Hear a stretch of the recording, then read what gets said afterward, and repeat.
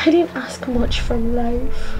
Iṣẹ́ gidi, ilé aláyọ̀, àti àwọn ọ̀rẹ́ tó dáa.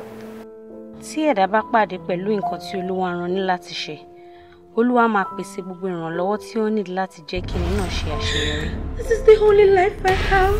I have nothing. Absolutely nothing. Tabel is weak. She doesn't have the emotional strength to go through what you have made her go through. If you live your life on people's praise, you may end up dying by their rejection.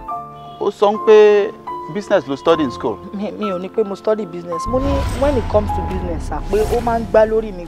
Wo àgbá lérí ẹ dáadáa. Tí ẹlẹ́dàá bá dẹ̀ ti pàdé nǹkan tí ó dùn mọ́ nínú, tí ó dẹ̀ rí àwọn èèyàn láti ràn lọ́wọ́, eléyìí ni wọ́n ń pè ní iṣẹ́ tí orí rán ni.